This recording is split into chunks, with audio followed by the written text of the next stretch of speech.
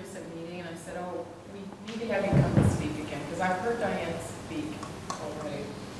And her business, A Piece of Space, and her philosophy is one of gentle spirit and of less material means more abundance and peacefulness in letting other good things into your life. So less is more. Since 2007, Diane has really been helping a lot of people clear their clutter and find joy in less.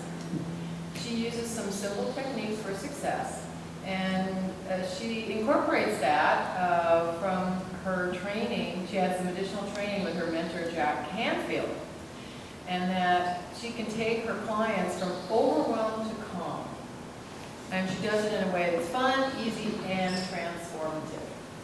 Actually, I think I need to hire you again. I think we need to hire you, Diane, because I didn't mention that the house is in escrow and we're probably going to move in July. Her business, Piece of Space, Diane says, I have a great desire to engage others in a conversation that begins when we look in our homes and around ourselves. When we see this space doesn't match our vision. To simplify, to re-examine the objects that surround us and to bring a sense of balance for my clients is the real joy of my work. She really looks forward to continuing to build her business. She'd like to work with you if she hasn't already had a chance to work with you. And now she's going to tell you a few tips and techniques to help make your life better, more meaningful, clear the clutter from your life, and have your own piece of space. What a great introduction. Yeah. Thank you.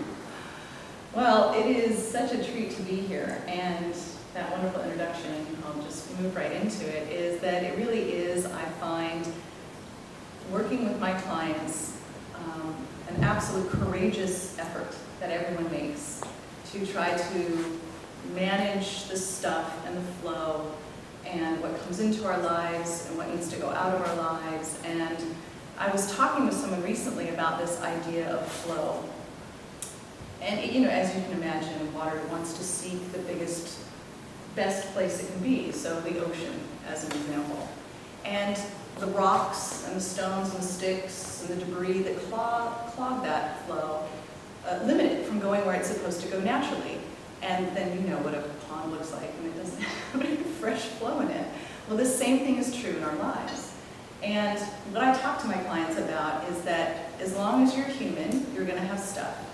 And there's going to be things, and we need to deal with those things. So when I talk about courage, it's always a gift, and I operate with great gratitude with clients that have that courage to take that step, to assess what's happening, to look at what's not working in their life.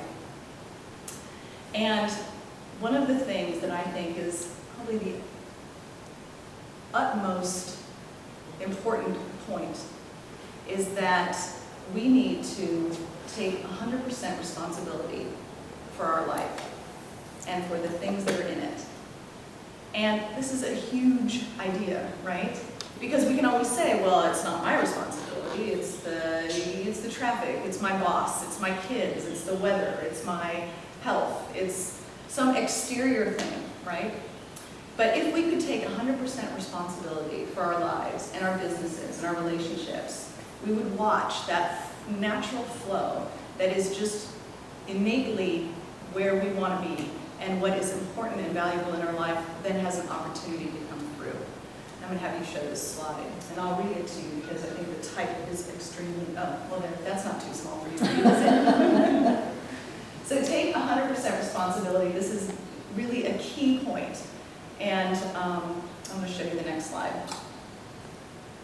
So it says, I'm hoping someone will steal my identity. I'm tired of taking responsibility for my own life.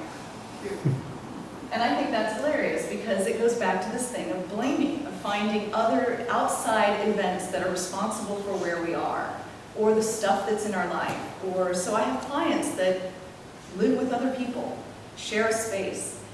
And now they're faced with this situation. Well, it's not my stuff, it's their stuff. He has a hobby. Well, she collects too many magazines. And so this thing about blaming, it limits us from going forward. So if we were to take 100% responsibility for every action, everything in our life, you just see how things would transform. So I have this really cool formula for this. It's not my formula, it's a formula I'm going to share with you. So here's the slide. E plus R equals O. Okay, what the heck is that? Okay, the next slide will explain that to you. It's the event plus our response equals our outcome. So this is taking the responsibility back for the event. Or rather, the event stays the same. What we're taking responsibility for is our responsibility. Keyword in there. So the event stays the same. It's what we do and how we respond to that event that changes the outcome. So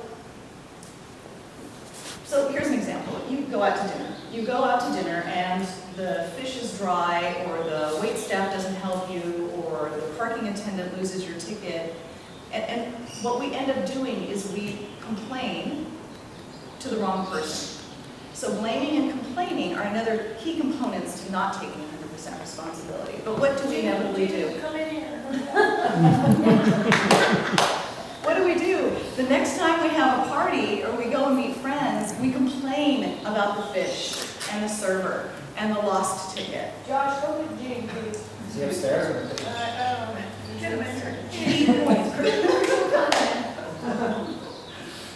So when we do that, right, or we go to work and we complain about our spouse, and then we go home and we complain about our boss.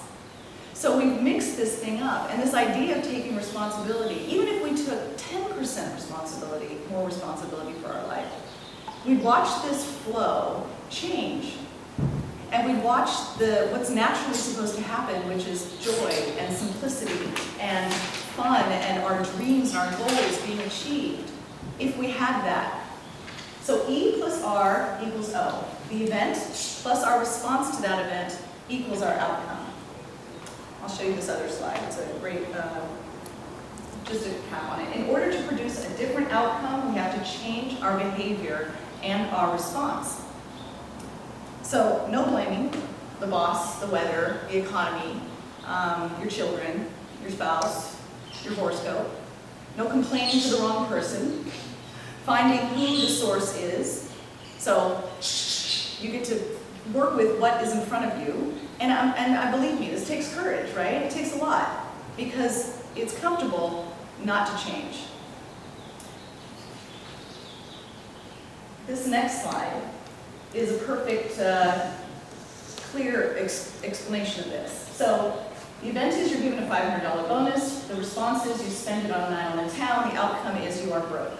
The same event, you're given a $500 bonus. Your response, you invested in your mutual fund, and your outcome, you have an increased net worth. Same event, different response, different outcome. Pretty cool, huh? Okay. So there's a great quote by Lou Holtz. The man who complains about the way the ball bounces is likely the one who dropped it. So we can all identify with that, right? So change is hard. No one likes change. It's good to be comfortable. We're used to what we're doing and how we're doing it, right? So I'm going to have you do something with me as a little exercise. I'm going to have you take your hands and interlock your fingers and then put your thumbs on top. Okay. So those of you with your left thumb on top are the intelligent people in the group. Congratulations. Thank you, guys. And those of you with your right thumb on top are the better dancers. So congratulations to you. Actually, there's no scientific proof of either of those, but so this is what's comfortable, right? So now I'm going to have you do this. I'm going to have you open your fingers and interlace them again, but this time put your other thumb on top. Okay, if anybody wants to share how that feels right now, just shout it out. Uncomfortable. It's wrong. Wrong. It feels wrong. Like I can dance. Like Like I can dance better. Like you can dance like this. You feel dumber.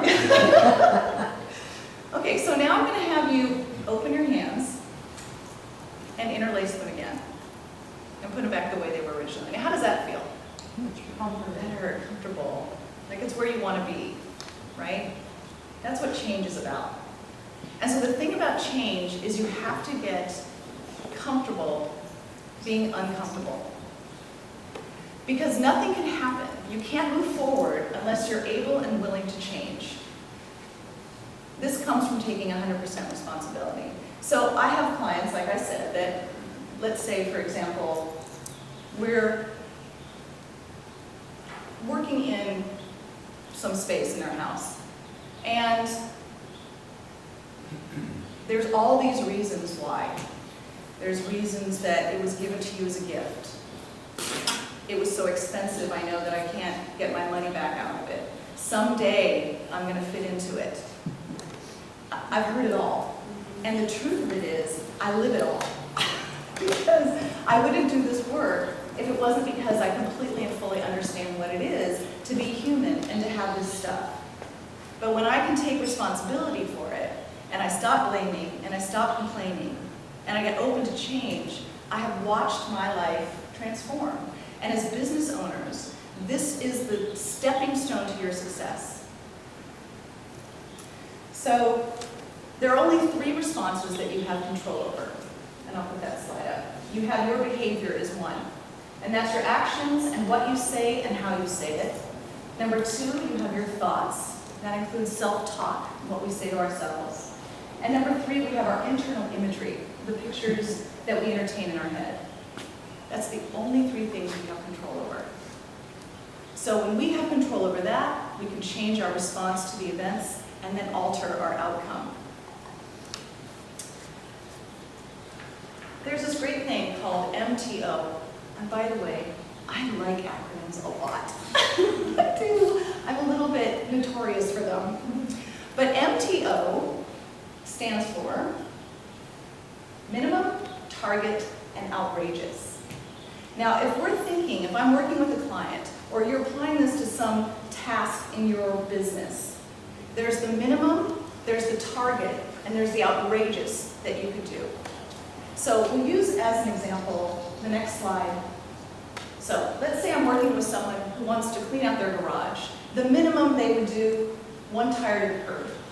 A target could be 3 boxes unpacked this weekend, decide what to keep and what to donate or discard. And the outrageous would be empty out the entire garage, paint it, hire California Closets to build shelving and storage cabinets, take each item one at a time, and only put back what you want to keep. Even saying that, it makes me just think, look, is that possible? But I believe it is. And so whatever it is in your business, whether it's with your staff, whether it's with your family, whether it's in your relationships, the great thing about this idea is that once we start something, the natural momentum of flow starts to happen. You know, like you go into the kitchen and you think, oh, I'm just going to put away the breakfast stuff. And pretty soon you wash the dishes and you're putting away the food, you open up the fridge, you see that there's these bottles of undiscernible liquids or goop or sauces, and all of a sudden you start cleaning them out, and then you open the drawer and you get the vegetables back in order. It was the momentum was the thing that was important. And so you started at something minimum and you increased just by natural progression. So if you could take something where you thought, okay, there's the minimum, there's the target, and then there's my outrageous outcome. And in your situation, it could be, let's say, my minimum is I want 3 new clients by the end of this quarter. My target is I want 10 new clients by the end of this quarter. And my outrageous is I want 20 new clients by the end of this quarter. And by doing this, again, success, shifting the system that you're in and having a different mindset on how to tackle it. So the next thing I want to talk to you about, and this is super fun, you're going to love this one, is irritations and incompletes. Now this is those nagging things, the leaky faucet in the bathroom, that one squeaky front door that every time it closes just gives you that little It's the hose bib that leaks. It's it can even be the staff, someone in your staff who's bringing down the project and you know it's time to make a change. It's changing your health by introducing exercise or knowing that you're not doing what you did because you spent $150 for a gym membership. It's these little things that constantly are irritations and incompletes in our lives. And the thing about this is that, oh, there's a great cartoon that I'd like to share with you. This perfectly represents that. Spray me, trim me, oil me, prune me, fix me, paint me, weed me, mow me. What should say read me? I think that's the only thing he's actually attempting to complete. So all these things are always there in our lives. And every time you go to step on that little brick in the front yard and you think, I'm going to twist my ankle if I don't repair that. And every time you hear that drippy faucet in the bathroom, you think, not only is it wasteful, but it has to, this slows down that flow. It slows down that life of simplicity. Because what's really important here is that to have these things taken care of allows us to get on with what's most important, which is if it's following your dream for success, if it's giving more attention to your relationship, if it's working on your health and your well-being, then these things have to be taken care of. Did I have a question? Yes. So are you saying, when you say these things have to be taken care of, are you saying the tree has to be pruned, the thing has to be oiled, all these things have to be taken care of? Yep. Okay. And the thing about taking care of this, the irritations and incompletes, is that it gives us two valuable and necessary things in our life, which will push us toward our successes. And that is, and we'll show the next slide, it gives us self-confidence and self-esteem. And the reason for that is because when you are faced constantly with things that are incomplete and undone and not taken care of, or there's tolerations in your business that should be attended to, everywhere you go, you look and you see that things are undone and not finished. It wears on and it tells yourself, subconsciously or even consciously, a judgment that you're incapable and incompetent to get these things completed. The second thing that's really important, I'll do the next slide, is that your brain was made to solve problems, not store them.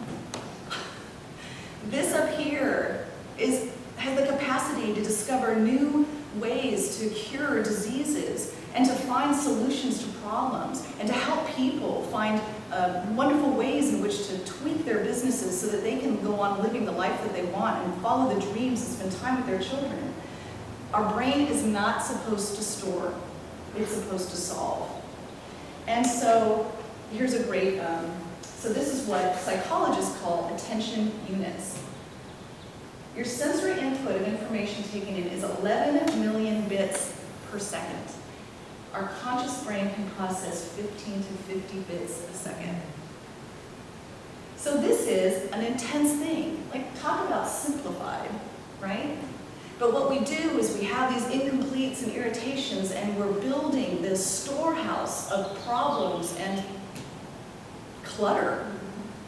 Besides the physical, this is psychological, this is internal. And if you can't get that out and release it, or get rid of those boxes, or simplify the process, well, you're stuck. You're bound for disaster. And all of us in this information age, as you know, we're completely overwhelmed. So, the thing about the irritations and incompletes, this is what I have my clients do. I have them take a simple yellow legal pad. Now, I'm a very sensory person, so for me that works. But you could put it on your computer, you could put it on a piece of paper, you could draw it on the wall, I don't care. You go through and you write every single thing that is an incomplete or irritation. I also have clients use index cards. So for example, stack sits by your office desk, and every time I remember, oh, I didn't do that, okay, there's another thing I'm supposed to do. This one is organize the garage. And if there's something and somebody that can help me, that I can either find support in or I can delegate it to, like the gardener's going to trim the tree, the gardener's gonna mow the lawn, the handyman's gonna oil the fence, or it's something that you have somebody support you with. I have Get Barb to support me in organizing my garage. I'm so glad you're here. So to go through and literally unload all of these things, and it is in your office, it's in your home, it's in your relationships even. And what I have done in the past, this is an older one that I have, I just list them. And I list them. And I list them. And what I do is, I put check marks next to the things that I've accomplished. The other thing about this is then you can prioritize things that you can actually get done, or that you can delegate, or that can be done in a weekend, or it's more of a project where you need your team to come together and you need to have a brainstorming session on how to get this problem solved. But it allows your brain to do what it's supposed to do, which is to dream and to plan and to create. So the action item, oh yes, so the action item is going to be that when you go back home, I would encourage you to do this. And so finding support or delegating is a big one, because this is also one of those areas where we as business owners want to feel that we know what we're doing, and we don't want to ask for help. It's a tricky one. And I have to tell you that in my organizing business, the courageous people that ask me to help them, it comes with this great sense of embarrassment. It comes with this idea that this is something I should be able to do by myself. But the truth is, we can't. It's easier to have a partner. We know that if we go and say we're going to work out at the gym, but we have a partner who's going to kind of hold us accountable, we're more apt to do it. We know that if there's a deadline and there's somebody there that's waiting and expecting our product, we know we're more apt to complete it. So this thing about asking for help is really important. And I would encourage all of you, as you go through your list, to find the things that you can accomplish. And I guarantee you, when you do that, you're going to find this out-breath in your space, this out-breath in your relationships. It is transformative. The irritations, oh, so now I'm going to have you do something. I'm going to hand out index cards, and I'm going to have you think of 4 irritations or incompletes in your life that you can think of right now. And they could be from the smallest thing to that leaky faucet, or all the way to getting a new CEO. I mean, whatever it is. And I'm going to have you write them down on your card. And they can be like the one that you saw. It's just 4, 4 words, 4, there you go. There you go. Yes, I do, Mumsy. I can't wait to see what they are. Yeah, I did that without even. And does everybody have pens? Oh, that's right, you guys have a little bit. Something else in this post, but maybe I'm sure. Just 4, yeah, just 4, if that's not too much. So 4 irritations and incompletes that you can think of. And it can be, like I said, in relationship, it can be with your physical health, it can be with your financial health, it can be with your home, your business. 4 things.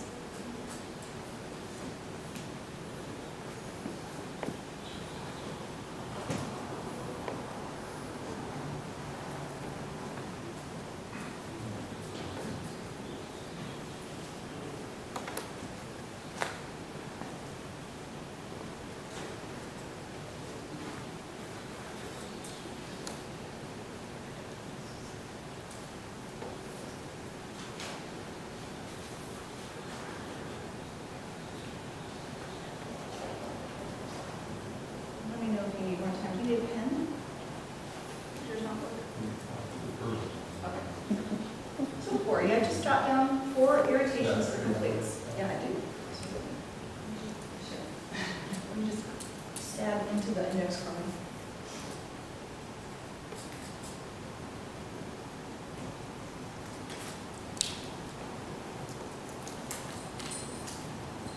And does anybody need more time?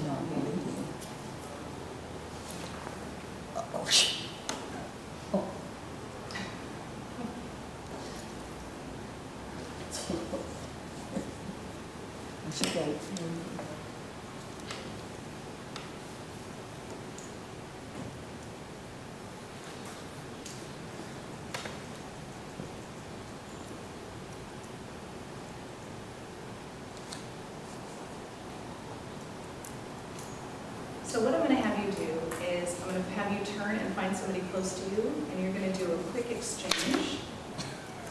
And what I'm going to have you do is find somebody next to you. You're only going to pick one thing for sake of time, and exchange what that one irritation or incomplete is.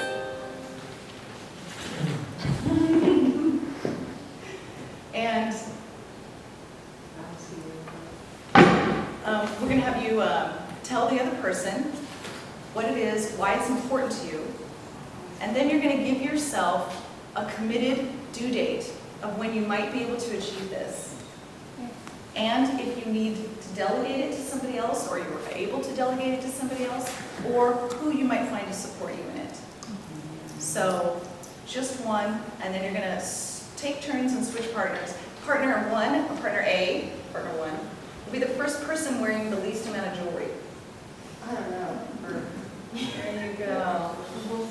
And Fasil, you want to pair up with Patty? Faisal, I'm sorry. I was adding a, do you want to, can you swap with Patty, or join with Patty? Whatever, partner up. Not swap.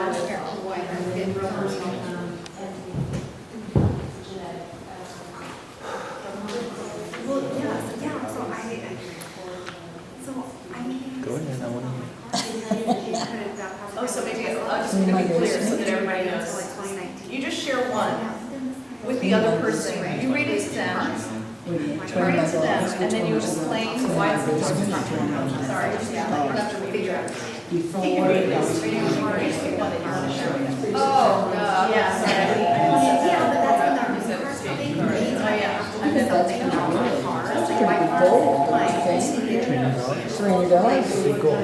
And an important one. I will Yes. take it to a place by Pick the time and say. Jason. Jason. Nothing to pretend to. Yes. And to worry when you're not going to come back. Buying a GPS. You can buy Good it. idea. $80, fixed on the collar, runs to your cell phone. Do it. I can get 2 for the price of 1. I'm doing it when I'm rough those. Yeah, They're just one. fine with me. And then the other Rather person. than take then responsibility switch for to training them, turns. you're just going to buy 2 GPS. Okay, I just want to make sure I understood. Oh, wait, maybe I haven't quite met the requirement of this.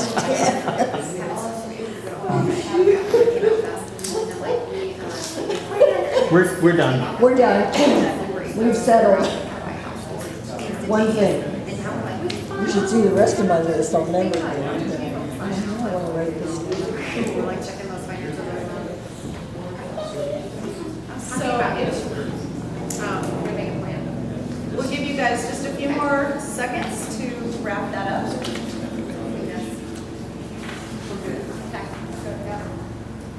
Solve the world's problems. I'd like to hear.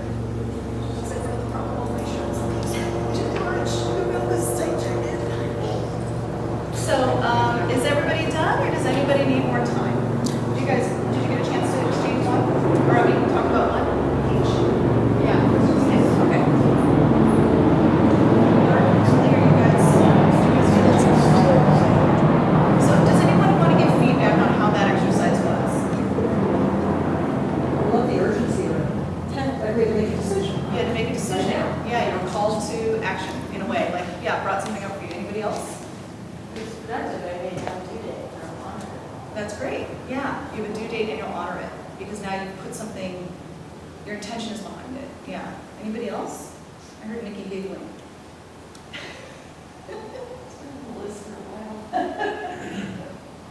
Yeah, and some of them are. I mean, some of them are outrageous things that are going to take a long time, or they're just things that have been neglected for a long, long time. So what I'd like to do, just to recap, is that this idea of flow, and this idea of simplicity, and this idea of movement, where there is that peaceful feeling in our lives, is very complicated, and it requires a lot of attention, because there's so much else coming on board. But this sense of an idea of taking 100% responsibility, of stopping the blaming and complaining, of looking at where we're at and taking that step and that leap and that courage to change, even if it feels uncomfortable. Find somebody who can help you with that, whether it's advocating for a business partner, or you have a friend or a coach that'll help launch you into what it is that you want. And then taking that minimum target outrageous idea, something that was on maybe your incompletes and irritations list, and tackling it in that way and giving it, what would it be like for you to do the minimum? What would it be like for you to make it a target? And what would it look like if you had an outrageous goal on that? So I want to let you know that in closing, this was really fun for me, and I'm honored to be here and to share the things that I've learned and the things that I've continued to learn and that I learned through the people that I work with, which, like I said, are these courageous people that are just like me, are just like you. We're all in this together. But if we want to go forward and build our businesses the way that we really see them and that we want them to be like, or we want our relationships to really be the vision that we hold and that we want true to us, we have to go back to these things and get rid of that list, minimize that list, and take 100% responsibility. There's a closing cartoon that I'd like you to see.